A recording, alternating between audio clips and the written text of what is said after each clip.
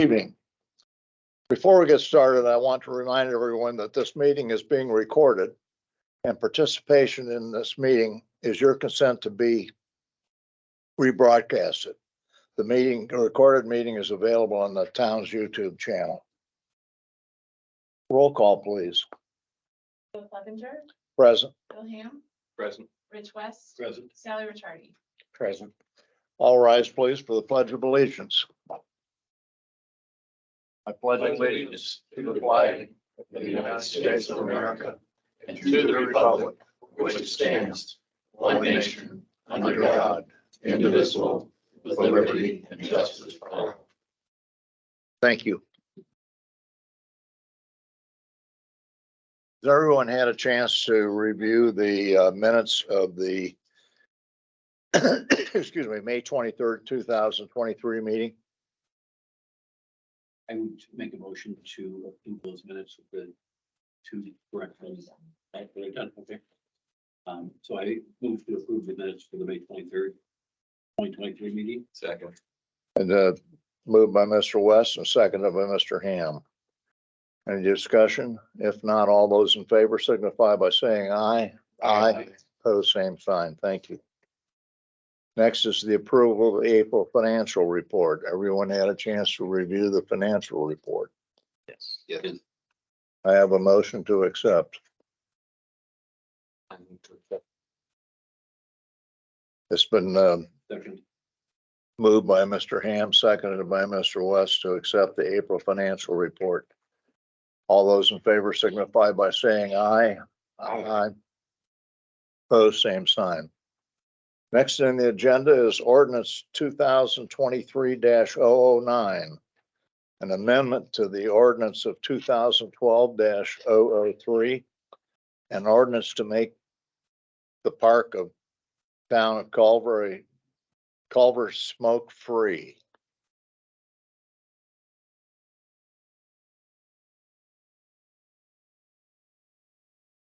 An amendment to the ordinance of 2012-003, an ordinance to make the park of Culver, part of the town of Culver smoke free. Whereas the town of Culver made the entire town park smoke free in ordinance 2012-003, and the state of Indiana has adopted certain prohibitions against smoking. And whereas the town of Culver, in order to promote health, safety, welfare of the Culver citizens, and those of the visitors of the town park. Now, therefore, be it ordained by the town council of the town of Culver that the park smoke-free ordinance be amended and restated as follows. Smoking is prohibited on in any area of the town park. The use of smoking of any tobacco products included but not limited to cigarettes, cigars, pipes, smokeless tobacco, and the use of e-cigarettes is strictly prohibited on town park grounds and includes any building or structures thereon. In addition to the fines, penalties, punishment authorized by Indiana state law, the smoking prohibition may be enforced as an ordinance violation. The fine for violating this ordinance smoking prohibition is $100.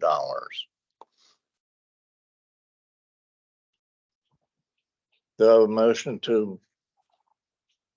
I will make a motion to approve the ordinance 2023-009, creating the park as a smoke-free environment On first read. on first read. Mr. West has moved on first read. Is there a second? Second. It's seconded by Mr. Ham. Any discussion? If not, all those in favor signify by saying aye. Aye. Pose same sign. Thank you. Is there a motion to suspend the rules and approve on second and third read? So It's been moved by Mr. West, second. seconded by Mr. Ham. Any discussion? If not, all those in favor signify by saying aye. Aye. Opposed, same sign. Okay.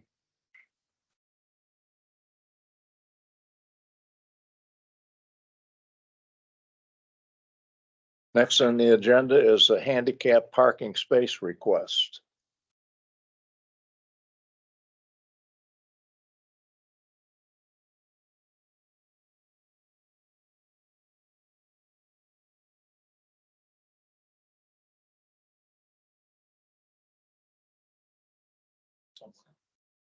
Dear Council, ABCS Properties LLC respectfully requests the town of Culver to allow it to place in front of its building located at 232 South Main Street, a handicap designated parking space in accordance with the drawing provided with this correspondence. ABCS requests that this space be approved to give patrons of this building in need of a handicapped space at one as close to the door as possible. ABCS Properties agrees to comply with the state and local law or ordinances that pertain to such space. We appreciate your consideration and look forward to working with the town to install this parking space. Very truly, Burke Richardson. And I have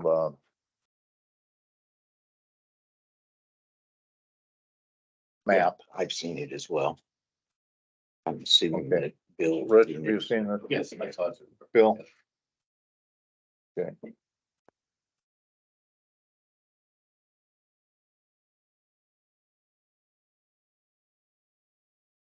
Bob isn't on, but he did review it and he didn't have a problem with the parking space, changing that to a handicap parking space. I'm gonna have to recuse myself because I live in that building.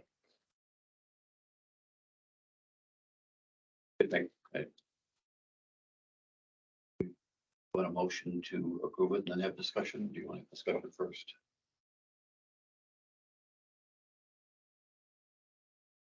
What, Rich?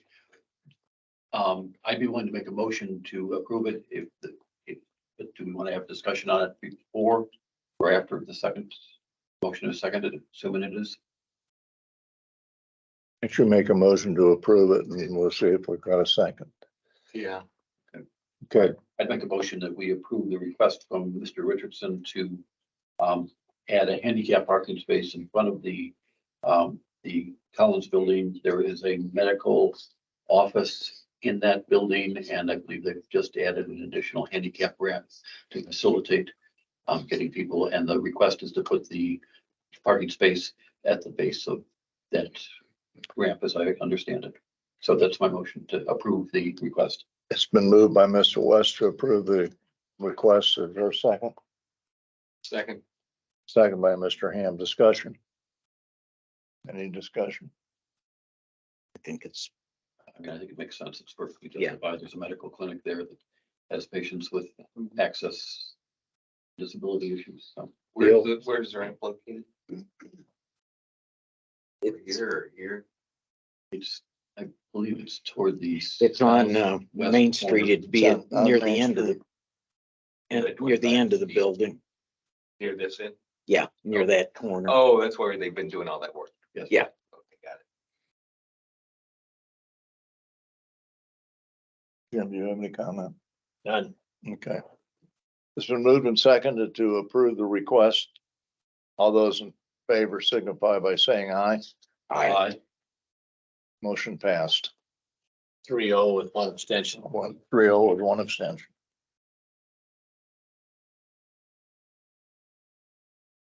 Next is develop Culver, make Culver home and make my move.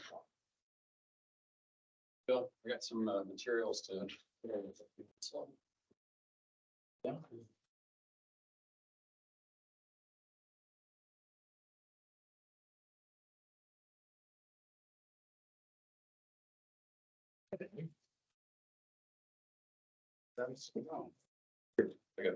I got two done. You got two? Probably one is to go through again.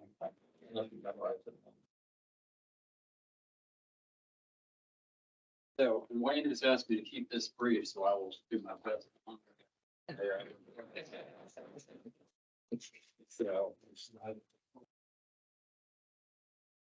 So, I wanted to give you an update on a couple of things that the developer Culver is involved in.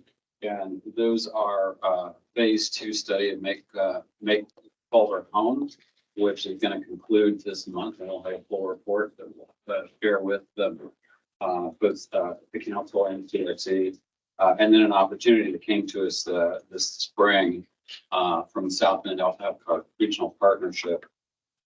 But first of all, as I'm sure everybody in this body knows, developed Culver as a Main Street organization, started in 2012. By Dick Swenson, who's the first president of that organization. And other people who were involved in starting up that organization are Patty Stallings, as well as Bill, who's not with us tonight. So first of all, and the Develop Culver is staffed entirely by volunteers, doesn't receive any direct appropriations from county council, and does things on a reimbursable basis through CRC and other grants and opportunities. So the first Make Culver Home study was done in summer and early fall of 2021. That was funded by a grant from Culver. That study will really try to understand what we saw coming out of COVID, which were more of our part-time residents arriving earlier, staying longer, some saying throughout the year, and which kind of gave rise to kind of like, well, what's going on here? And is there an opportunity to capitalize that in terms of economic development, Culver and briefly our full-time population? And so the things that we got out of that phase 1 study, we're understanding better the demographics, at least in terms of where our property owners were from. How many of our properties, both in town and around the lake, were full-time and part-time residents. We discovered, for example, that within the town limits, it's about 50-50. And that's really based on people who are eligible to claim the homestead exemption and people who are not. Once you go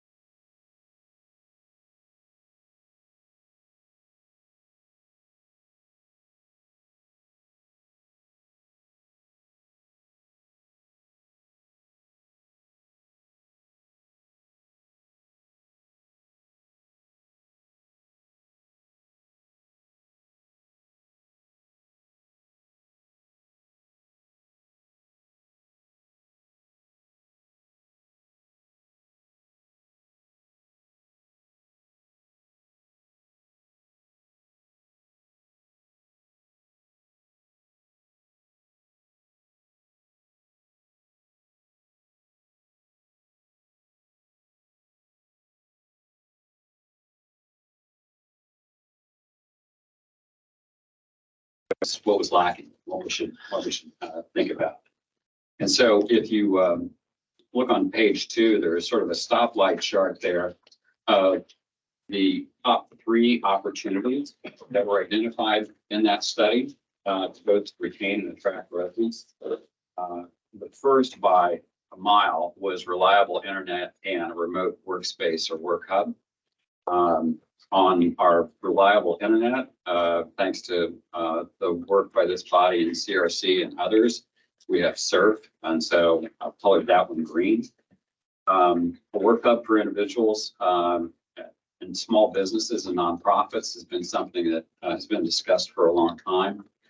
We've just never settled on exactly a location and what that would look like, but I put that in sort of the yellow category. Number 2 is Culver community-centered programming. And below that, within that category, were dedicated staff to plan and organize events, particularly in winter. And I've colored that one green. Certainly with the visitor center and the ability to employ Andrea Kanachi on a part-time basis, that's helped a great deal. Number 2 was movie and special event.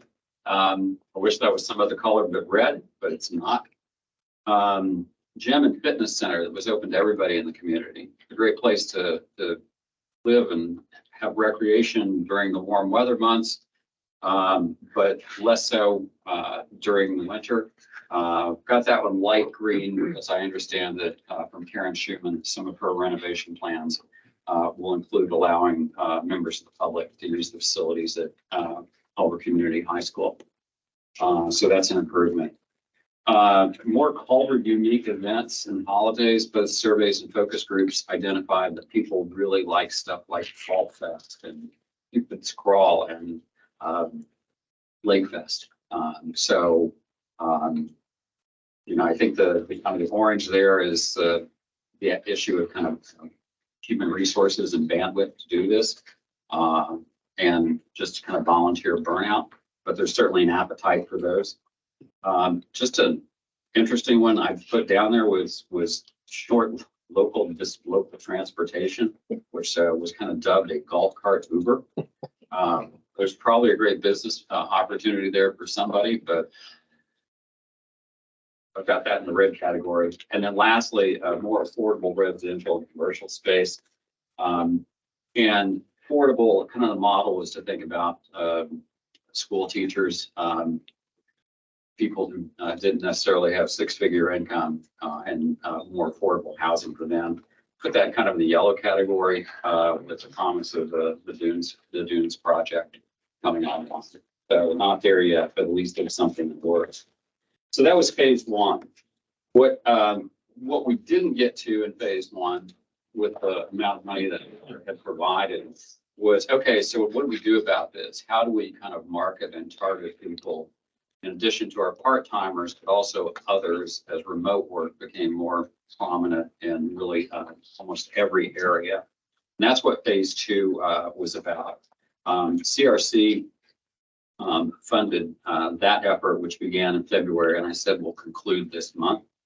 Over on the next page, you'll see what InFocus has done there. Again, they've done research and surveys, small group interviews, particularly looking at remote workers.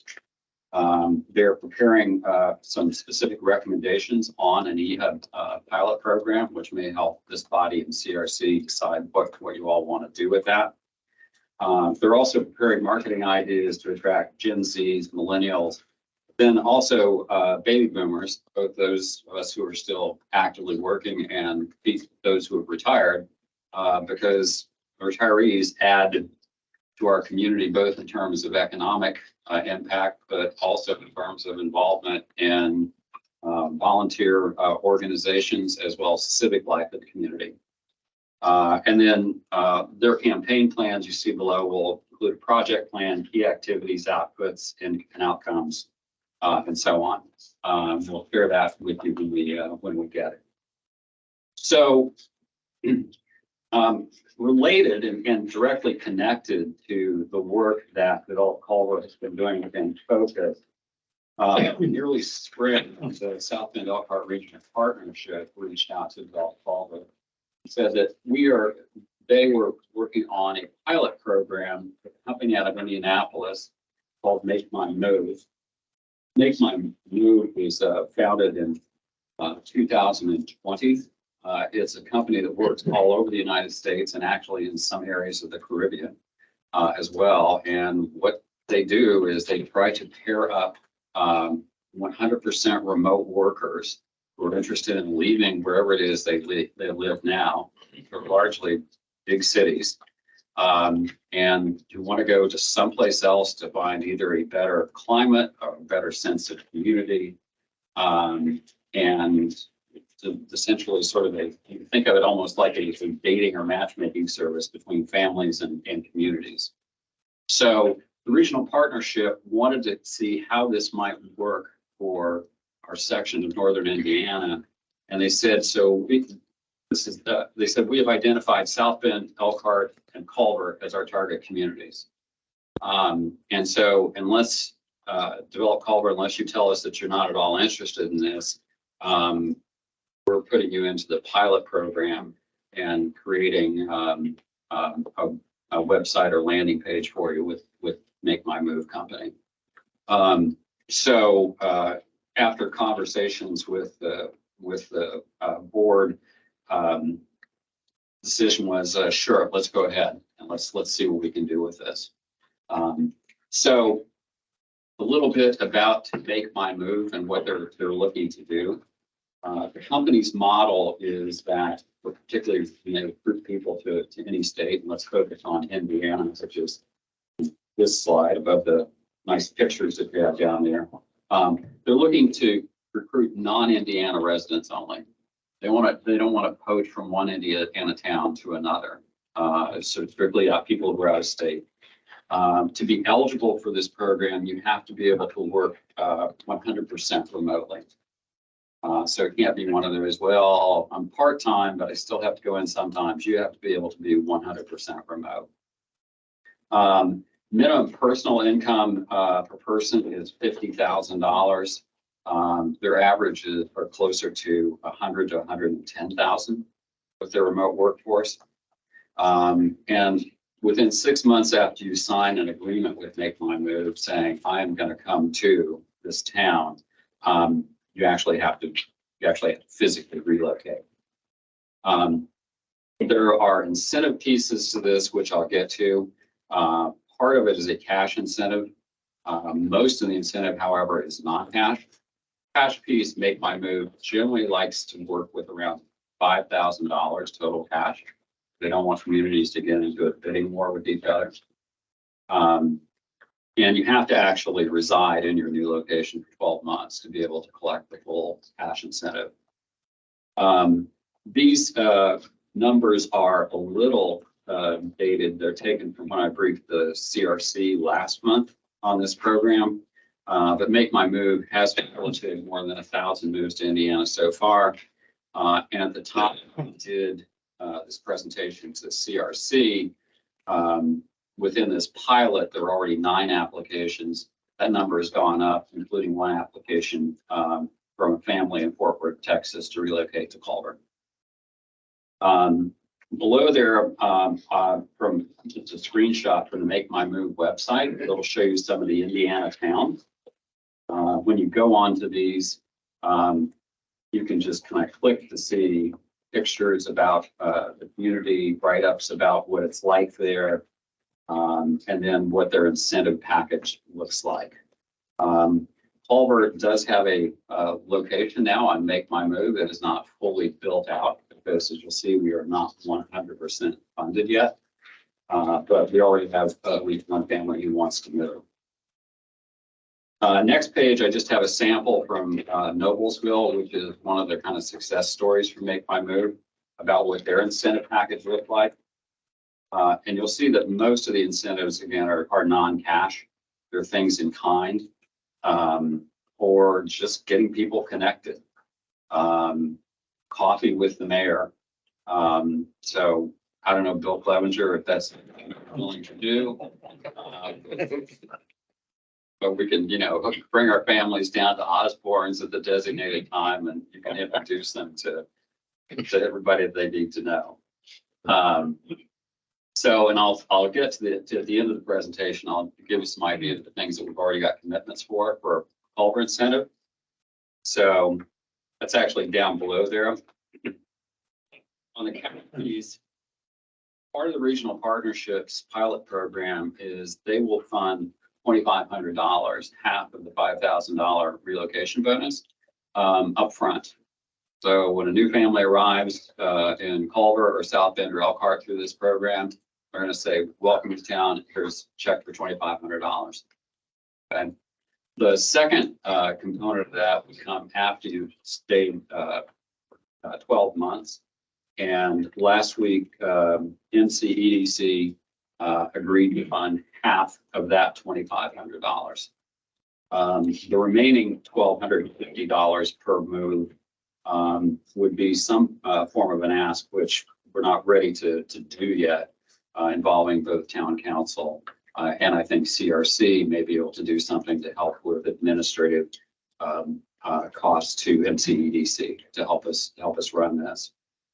Below that are examples of the non-cash incentives that we have gotten commitments for so far. Everything from a year of free internet to social membership, childcare, dinner packages from our various dining establishments around town, and introductions to all our nonprofit boards and volunteer opportunities, which the folks that have both regional partnership and Make My Move say is one of the main things that these families are looking for is just sense of connection that they're not finding in the other towns where they live or big cities. So next page, which has economic value of remote workers. This was a slide put together by Make My Move. What you would see as the impact moves to Culver. This would be a target number of no more than 10. But you see, it's pretty significant in terms of what this would do. I had a conversation over lunch with Bill Ham about this, and he had asked some questions about what are some of the underlying assumptions for data that My name. did right on time. Make My Move uses, and they use a software and a company called M-Plan.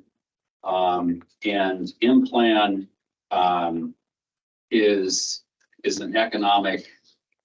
This is what they do. They measure economic input of all kind or output of all kinds of activities. This is from the homepage, the slide below. And then as you kind of dive deeper, and I should have printed these out full size, I apologize for that. But some of the communities that have used them would include, for example, Elkhart, Lynchburg, Virginia, the state of Nebraska, as well as the UN. So their exact methodology, on the last page, Asheville, North Carolina, with that nice testimony to their work. I cannot speak with any authority on the methodology or the software because it is mapped beyond my capability. Bill, I did a one-page summary from University of Wisconsin for one of the projects that where they looked at. That's not fair paper. But you can take it a deeper dive if you'd like to with that. Yes, thank you. The other thing was how about success stories or Indiana towns that have done well with Make My Move. I've given you 3. These involve West Lafayette, Noblesville, and then a consortium of 8 counties in the southwest part of the state. And you can look at those at your leisure in terms of the everything from household income that people that have made the moves to size of those households. One of the interesting things is that each one of these started a pilot program, and the pilots went well enough that these communities re-upped and said, "No, we want to go bigger and bring in more people."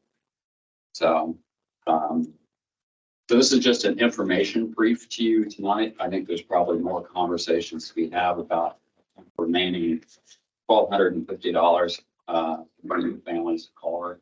But I think that would be one of the last kind of piece of the puzzle to see how this would work. I think it's a testament to our community, being a stellar community. I think the reputation of developed Culver and the work that they've done so far. The partnership didn't go out for proposals. They just called us up and said, we want Culver to be one of our target locations. Now, hopefully it wasn't too long. And I'd be happy to try and respond to any questions, or if I can't answer them, if you answer. How many total for Culver were they looking at as a beginning? The developed Culver board, as well as an expanded kind of group of volunteers that would kind of brought into this. We just kind of notionally said not to exceed 10. 10 would be fabulous. If we got half that number, that would be great. So the regional partnership initially said between the 3 locations, I'm not sure how they came up with this number, but their initial number was 38. But within the first couple of weeks of seeing the interest on the website, and then, now well over, 9 or 10 that are already signed up. Regional partnership was kind of said, yeah, we're willing to go bigger than that. But I think 10 is a reasonable. And if you figure that you've got 2 to 3 people per move, that would be a nice addition to Culver. And also we do have challenges and limitations on housing. So that might be about all we could reasonably do, Right. at least until the Boones is online. I think the other thing with this is though, that there's no money paid out unless somebody arrives and stays here for a year. So I mean, outside of the volunteer time that is spent on the program and putting it together, I mean, there is no cost to Culver or Redevelopment Commission or MCEDC, unless there's actually a family that moves here. So, and out of those 10, if, you know, we're talking about a potential of cost for the initial incentive of $12,500. So again, it's cost us nothing unless somebody moves here. And if somebody moves here and stays for a year,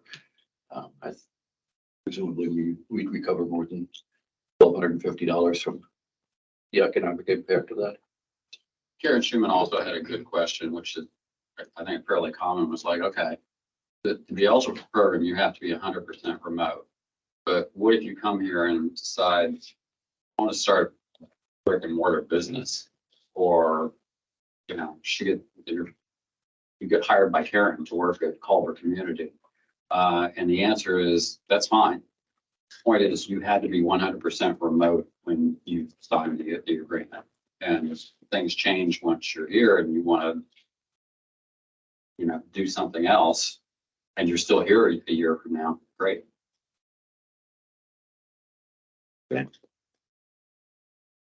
Anything else, Don? Nothing for me. All right, thank you very much. Very interesting. Sally, anything? Now, Okay. sounds like a good program. Yeah. I think the case studies that, and Bill can go through and look at the, you know, if the numbers really justify what they say there, but I think the case studies are interesting because they started with a small startup number. I think West Lafayette and Purdue started at 5 and then went to 100, if I recall correctly. And so, you know, it proved to them very quickly that to be beneficial. Yeah, I guess I was want to review some of this stuff from the University of Wisconsin. University of Wisconsin, were they involved in this analysis? I can't answer that. I found this, this is a summary of a research paper that they did concerning the implant methodology. Okay, So I don't know if they utilized implant as a customer or if they were just looking at economic research models. okay. All right, I'd like to dig in more on the assumption. Are you getting pushback on that or because of proprietary? Well, I think the implant part is proprietary, but one way I thought about trying to work around that is, well, just give us some examples of what some assumptions are. We don't have to know your proprietary information, but Oh, we'd like to, but. yeah, but I'm sure I don't think they're a gonna lot give of it- other people would too. Yeah, right. So no, it's not so much pushback as Yeah. tell us what you want to know. Yeah, I know. We can share it. So Then that, thank you. Okay, next golf cart permit issue. Wayne? Well, what I wanted to bring up, you know, basically wants your support. Mission this. We run into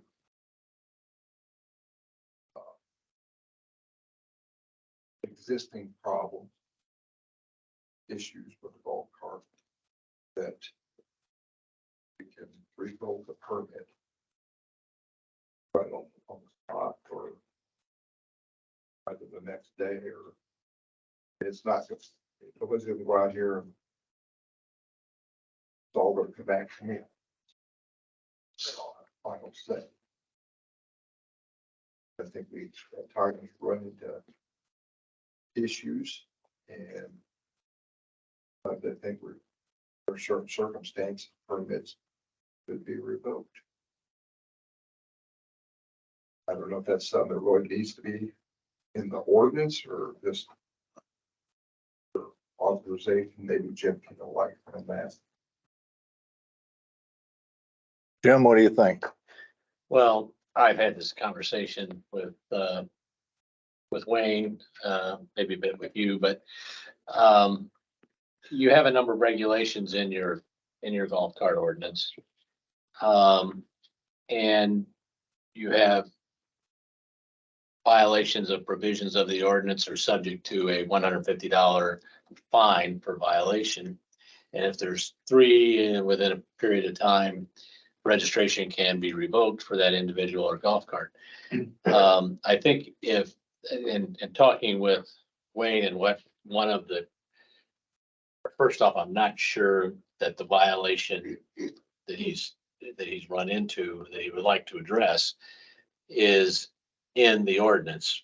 But I think what's going to be required is some kind of an amendment if you're going to provide to the urban police department, town marshal, authority to revoke permits for a certain period of time. I think that has to be in an amendment to the ordinance. You can give him some discretion, but you also have to set up a due process. I mean, he can't, be, boom, here it is, and then not allow for somebody to have some kind of a request for some due process. Such as notify them that you intend to revoke it and Well, allow them if- to come in and If there's, plead their I case. think if you need to set out that there's certain situations where he can just revoke, so you don't, because it's an urgent matter and it's a matter of whatever. But set out that if the person who's permit revoked, here's your recourse if you disagree with Right. the town marshal for whatever the purpose is. I think I would personally be, and this is questioning Wayne's judgment in this, because I know that they deal with way too many golf cart violations. But I mean, I think that there's a provision, I think, for sort of due process on this, that someone who's given a citation for a violation has a right to come before the council and seek redress. And if that isn't effective, I think they still have the right to legal action on the ordinance. I would, I guess if we're going to modify it to talk about revoking, I guess I would suggest we do something like, when the citation is issued, that the person to whom the citation is issued is given notice that the police officer or the chief of police is going to appear before the council and suggest revocation, and that the revocation sit with the council. Well, right now your ordinance gives the Culver Police Department discretion to revoke a permit if there are three violations. And so I think Wayne's contemplating that there could be a violation so severe that we don't want to wait till the third one.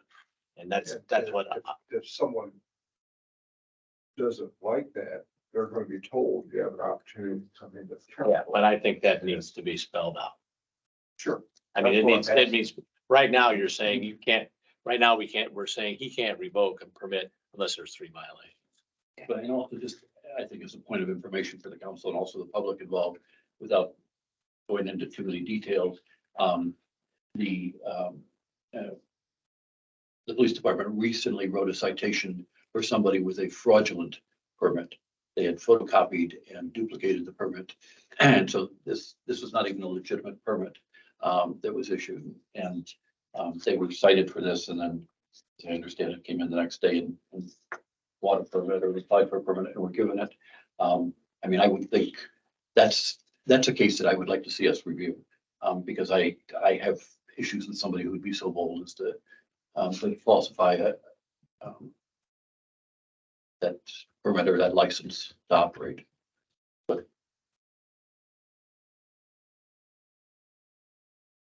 Bill, your thoughts? I'm wondering, do we have anything in the existing law that says they have to have a valid permit? Yes, to operate within the town limits, So you must wouldn't have that all be sorts of things. inclusive of Wayne being able to say it's violated the laws, but not enough to revoke it, you're saying? Well, I'm saying your current ordinance, that would be a violation. Right. But right now, your ordinance sets out, takes three violations. Okay, I want something done right away on this particular violation. in my opinion, it should be revoked. It's just, trying to game the system. Sally? Well, I would love to see it be revoked, but in if you, Yeah, do we have to change? yeah, it before we have do to change it, I think, before we can do it, from what Jim is saying. Okay, you want the legal answer or the practical answer? it? I think the practical answer. I think from a legal perspective, you need to make the amendment. Yeah. Because I think if you say you authorize the revoking of the permit under the circumstances that we all think are outrageous, then I suppose it could be challenged that it's not in total compliance with this, but now there are some other recourses that I don't think these people would like to look at under the circumstances. You know, a fraudulent permit is not just against this violation, Yeah, it's it's against criminal it's violation. against, yeah, Criminal law. violation as well. And, you know, then there's the I mean, I the think embarrassment factor. I mean, does somebody really want to challenge it and then have their, you know, name known and Right. that they did this in the first place? Well, So it's, I guess from a legal standpoint, it would be best to I have really it don't in want to get place. into this conversation. Okay. Run into a problem. I just want to know if the council can give us authority to revoke a permit. If people want to protest it, they can come in. And I think the And- council can say, yes, let's amend the ordinance to do that. Well, Jim, could you work with Wayne to come up with, something that would amend the ordinance? Sure. No problem. Is I that already agreeable talked- with you, I Wayne? already have an idea. Okay. Yeah. All right. I think that's where we need to go, is amend the ordinance. recognizing that amending the ordinance is going to be sort of an ex post facto situation with this current violation unless we do something else. Correct. Correct. Wayne, anything else? Okay. As far as town manager search is concerned, since we last met, we have one other applicant. Mitch Ripley is out of the country for 2 weeks. So I would imagine that, we're really looking, before we do anything, into the first meeting in July. Because I don't expect Mitch to, he gets back, the day before the meeting, and I don't expect that he's gonna be ready to do anything in particular. I did that my whole business life. Yeah, so you know what it's Go to a like. Meeting, yeah. Yeah, you know what it's like, so.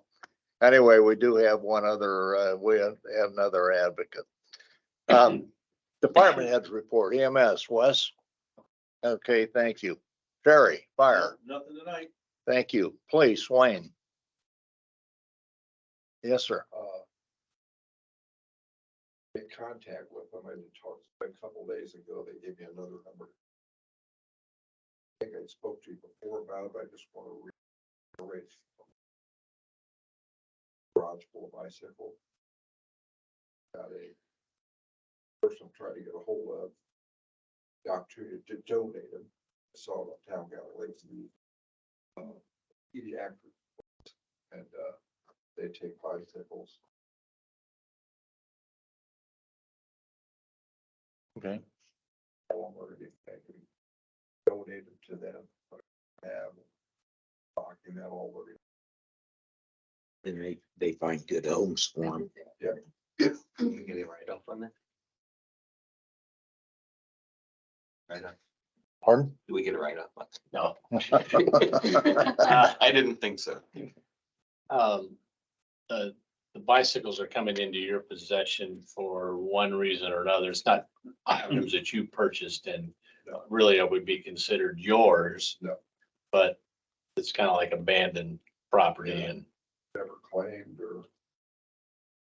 Yeah, so I mean, when you dispose of anything, if there's certain rules as a government entity you have to follow to dispose of, but it's not really your property that you're disposing of, just so to speak. Well, Karen, we have procedures in place to handle abandoned property, don't we?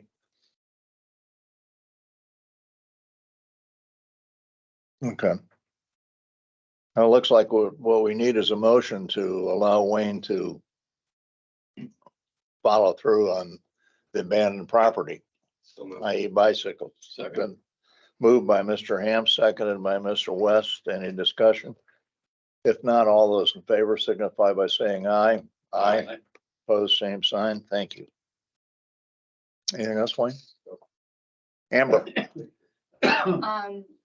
I sent you all the quotes over, for approval. The first is for the elevator sub pump pit work from Free Flow Environmental for $16,511. Motion to approve the, was it repair? Or is it a new sump pump? New sub pump pit, yeah.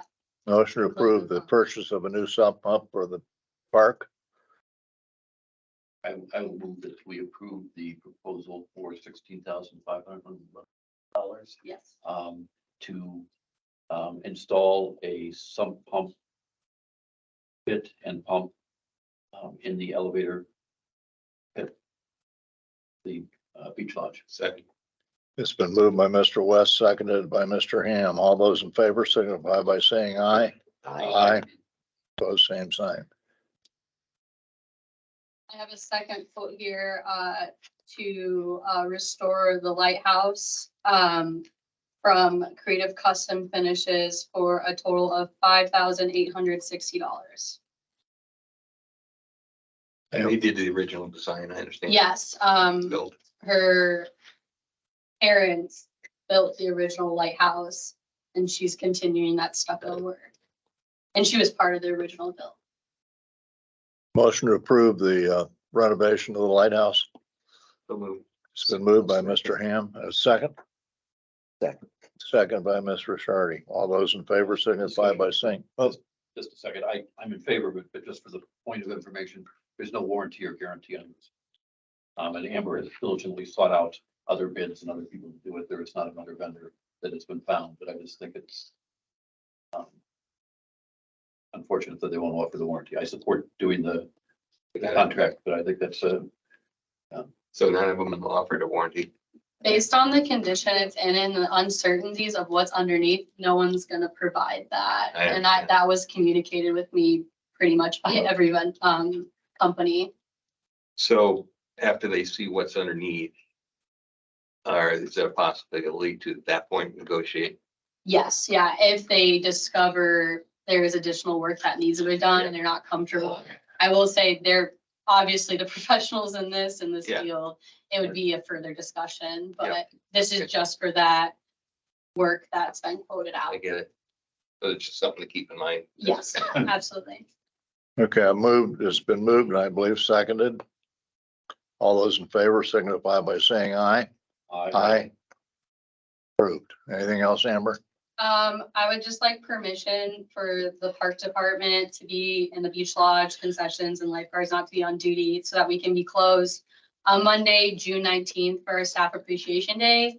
We do this every year and this has been this year even communicated even more clearly. So if we could close for Monday, 19th. A motion to approve the closing of the beach lodge for the employee Appreciation day. appreciation day. It's been moved by Mr. West, seconded by Mr. Rishardi. All those in favor signify by saying aye. Aye. Opposed? Thank you. And then I just wanted to thank everyone that came out last Thursday for the ribbon cutting for the social gathering space and playground project. Thank you, Rich, for speaking at it. Really appreciate having that council presence. So thank you everyone that came out and everyone that played a role in the project. Thank you. Nice job with the whole project. Yes, Yeah, Thank you. it very nice. really looks great. Bob, are you on for utilities? Hmm? Okay, next item on the agenda is clerk's report. Claims approval, resolutions, $20,574.22. That is for the repairs to the aerial truck, and it's been reimbursed by insurance.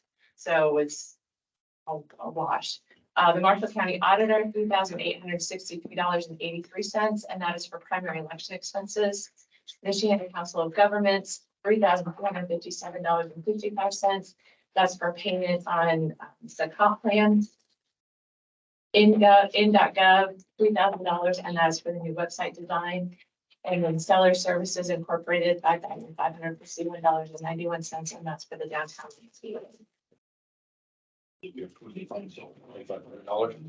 Been moved by Mr. West to approve claims over $2,500. Second. Second by Mr. Ham. All those in favor signify by saying aye. Aye. Opposed, same sign. Approved. The only other thing, there were a couple of other things in my report, but the only thing that I really just want to bring to your attention, we're heading into everyone's favorite season of budgets.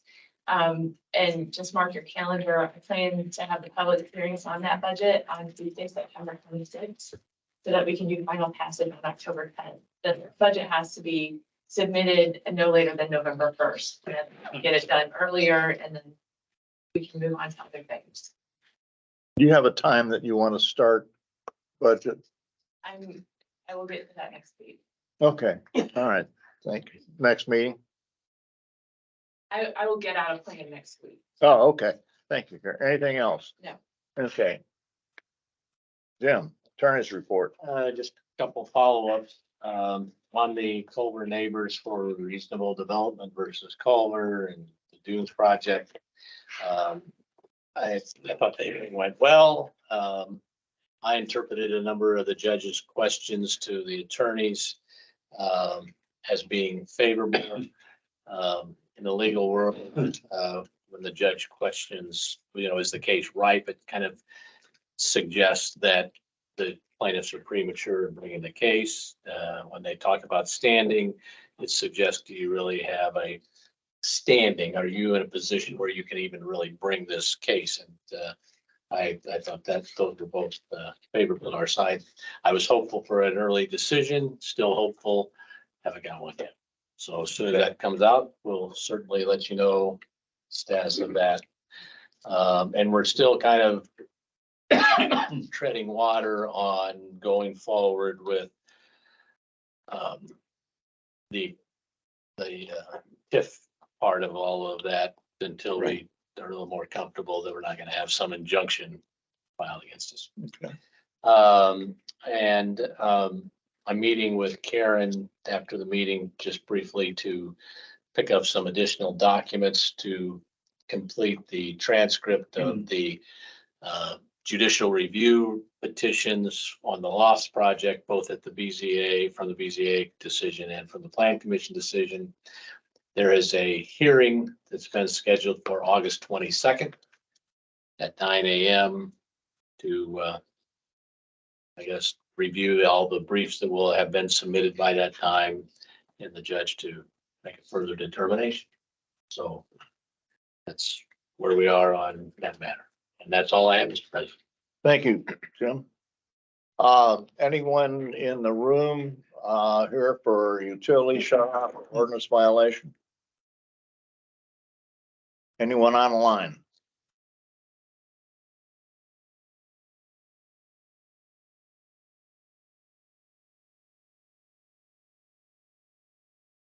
I did have somebody reach out to me this week by phone. He was going to try to attend online, but he would like a hearing to contest his golf cart violation. He said he'd be available before the meeting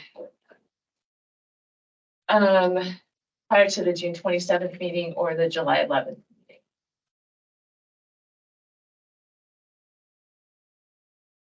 Do it at the meeting as opposed to before, because then we can't make a decision outside the meeting. Well, you would do it like you did last month and just have a special session. Okay. And just address the issue then, and then Read it into the minute. be done. Let's do it June 27th. But what- What time, Bill? 5:30. Okay.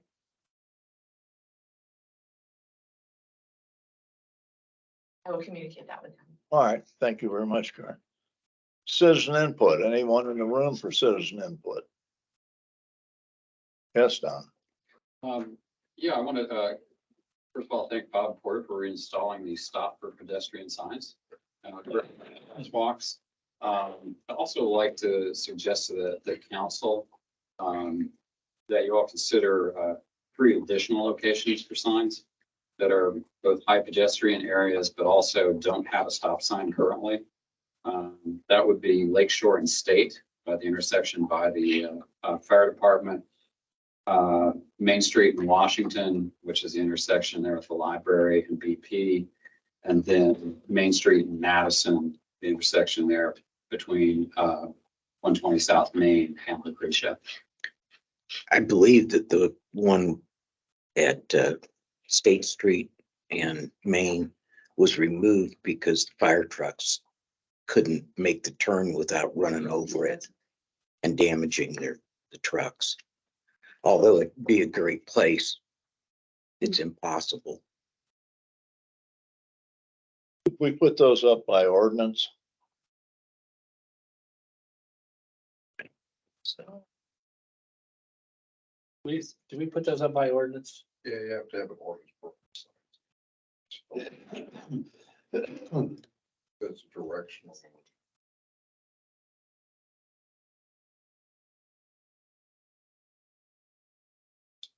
I think the current signs say like state law or something. So I don't know if there is a state law. There is a state law for crosswalks and situations like that, but Those just came to mind because there's not. I think we designated that as a crosswalk. I think that's what we did. Are they all bricked? The crosswalks to indicate to drivers that that's an official believe- crosswalk? Yeah, The ones that I brought up were, yeah. Oh, they're already bricked, the ones that did not have this, but okay, right, got it. Thank you. Wayne, what did you say? I'm sorry. Yeah, we usually have an ordinance. Sign stuff, I mean, it's like a parking sign. I think to have that, you really should have something with. Mhm. Don's correct, there is a. Last I looked, there's still a state law for crosswalks. Technically, everybody's supposed to stop for a crosswalk. Even before they stop at the stop sign.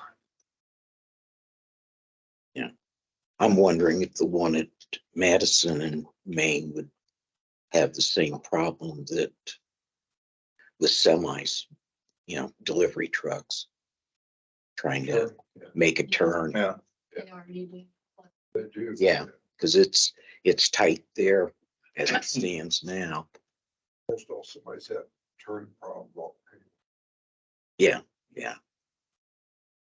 well, let's discuss this at the next meeting. Any other citizen input? Anyone online?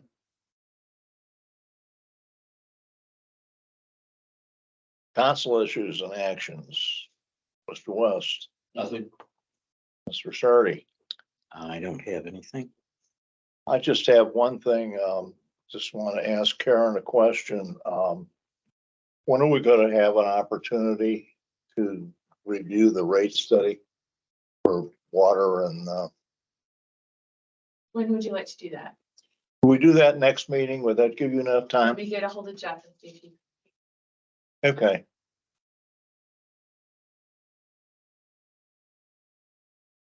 Bill? May I have a motion to adjourn to claims? So moved. Second. Moved by Mr. Ham, seconded by Mr. West. To adjourn.